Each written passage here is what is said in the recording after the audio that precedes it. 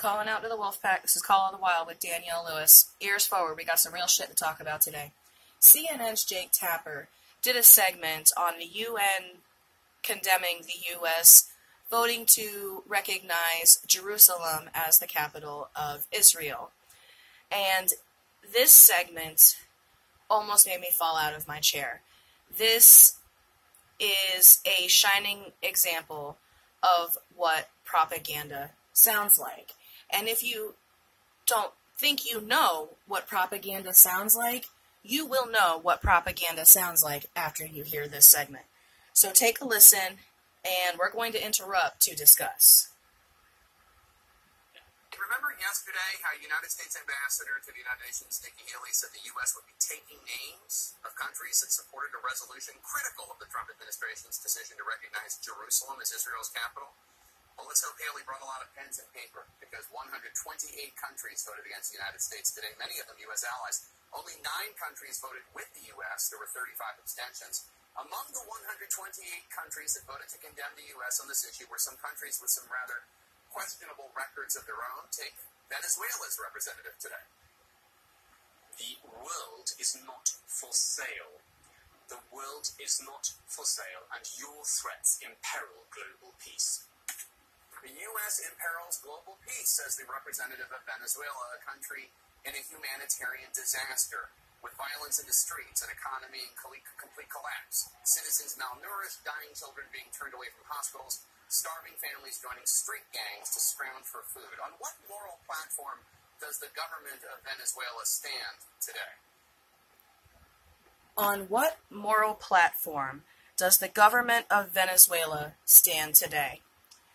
Well, let's explore that question, Jake, because people like to talk about Venezuela like it's some socialist stronghold, and that socialism is to blame for all of its problems.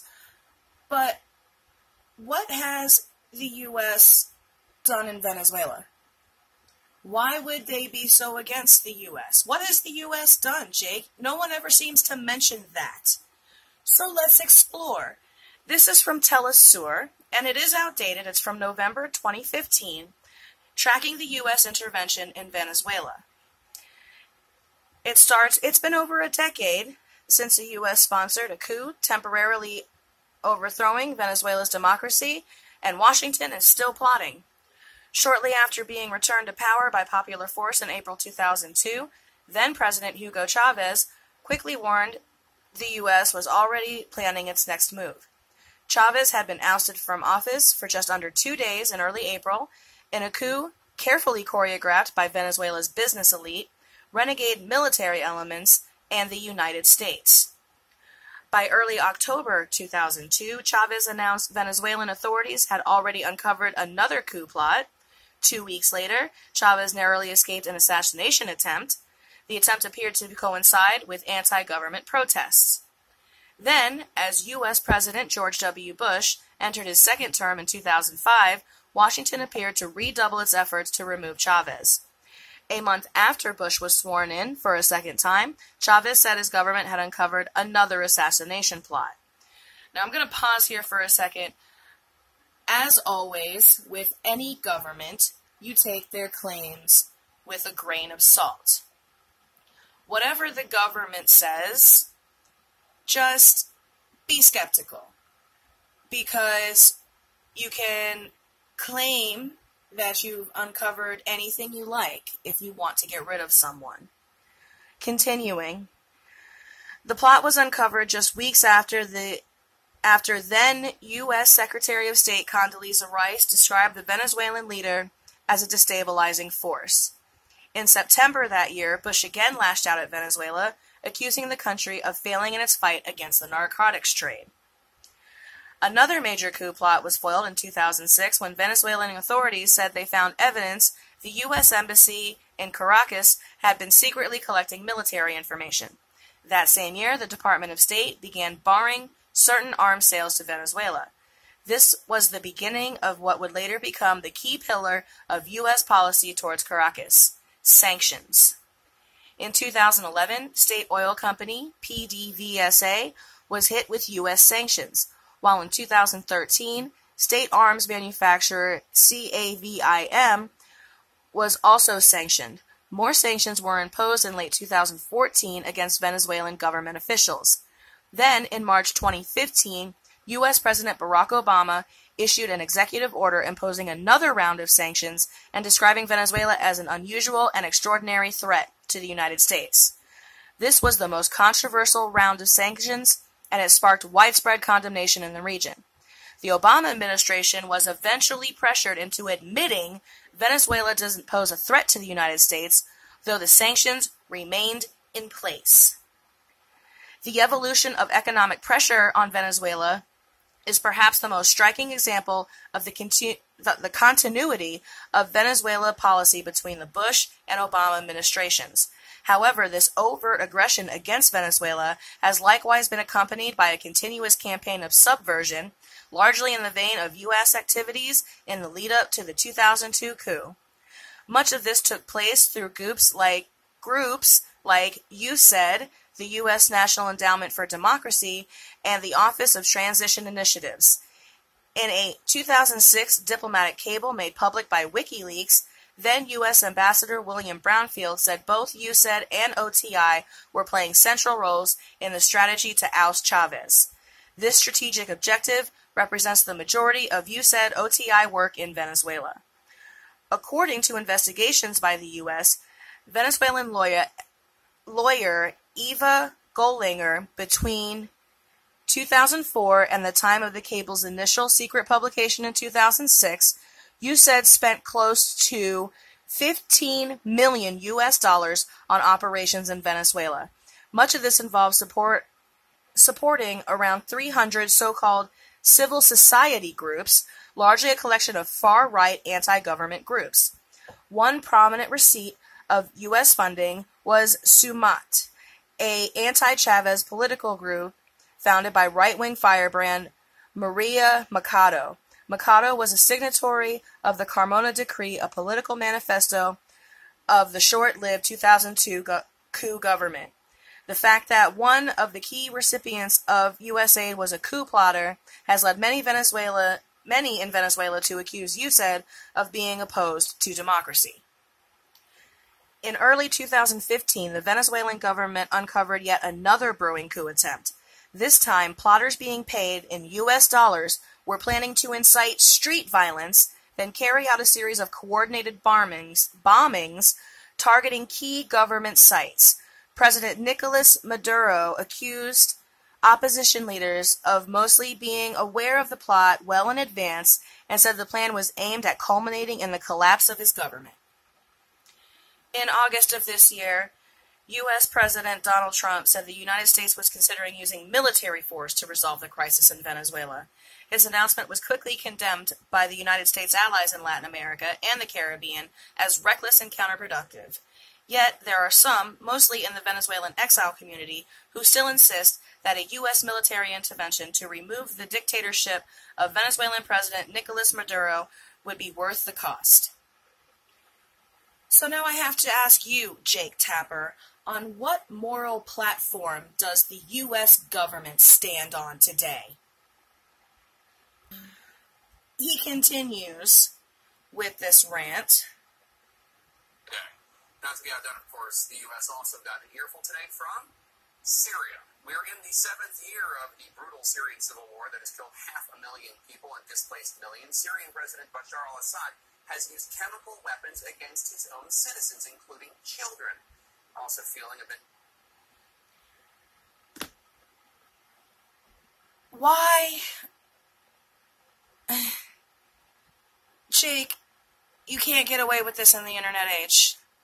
You really can't, because everybody and their grandmother now knows that CIA-backed, quote-unquote, rebels were fighting Department of Defense, quote-unquote, rebels in Syria.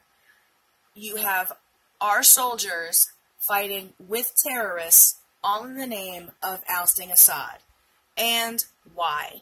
For resources, Jake. You know, you always seem to point out the problems, but you never say why. And that's called propaganda, Jake.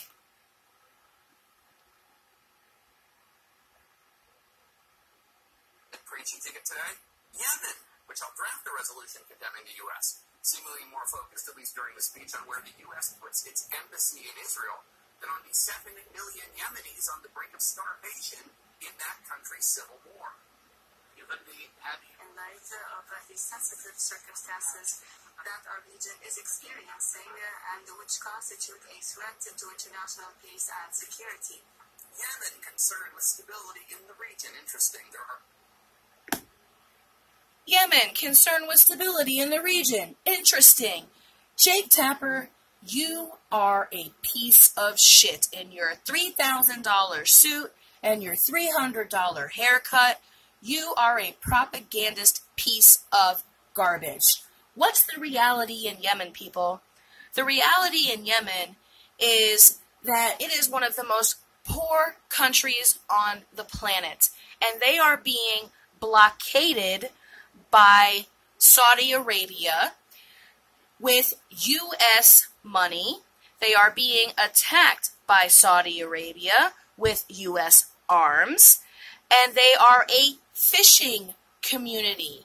We are dropping cluster bombs, are what they're called, cluster bombs. We're dropping cluster bombs on farmers and fishers. That is what is happening in Yemen right now. So let's go through what's happening in Yemen. This is from the Daily Intelligencer. This is from August 2017. It starts, the United States has a dismal track record managing conflicts in the Middle East in recent years, but in Yemen it is currently abetting a humanitarian disaster that could ultimately rival Syria and Iraq in its destabilizing impact on the region and the world. More than 10,000 people have been killed, and again, this was earlier this year. It's much more now. In the intractable civil war between the Iran-backed Houthi rebels and the Saudi-backed government loyalists over the past 3 years. The famine in Yemen is not a consequence of drought or crop failure. Indeed, in recent decades, Yemen has shifted most of its agricultural land to growing the stimulant drug quat and other cash crops, and imports almost 90% of its food. Rather, the famine is the intentional result of a 2-year blockade imposed on the country by Saudi Arabia with the help of its allies, including the U.S., in a deliberate effort to starve the rebel-held areas into submission. The ruthless siege tactics of the Saudi-led coalition are also directly to blame for the cholera outbreak. Saudi Arabia has targeted civilian areas with bombs, destroying vital infrastructure like hospital and water systems. Dr. Homer Venters, Director of Programs at Physicians for Human Rights, says, "We are witnessing the weaponization of disease in Yemen as well as in Syria. The U.S. cannot sidestep its own complicity in this carnage. After belatedly realizing that the Saudis were bombing Yemeni civilians with American-made weapons, the Obama administration blocked sales of cluster bombs and precision munitions to Riyadh this year. The Trump administration, however, sought to resume precision weapon sales back in March, and the Senate signed off on a new $500 million deal by a narrow margin in June.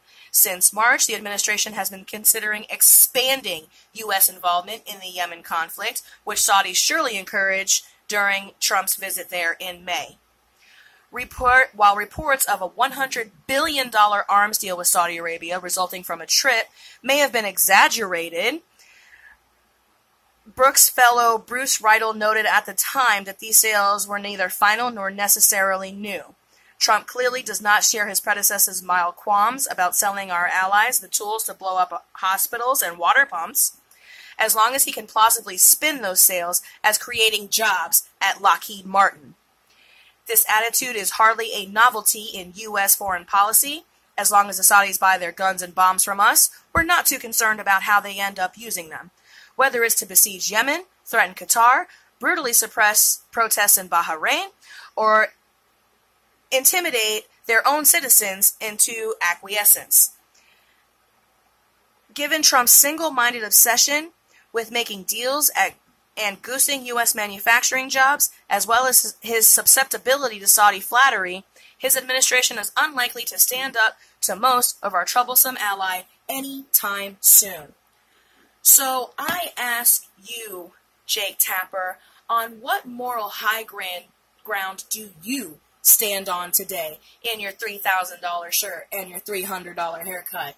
You are a shiny piece of shit, Jake Tapper, and that is all you are, is a worthless propagandist, and you should be put in prison.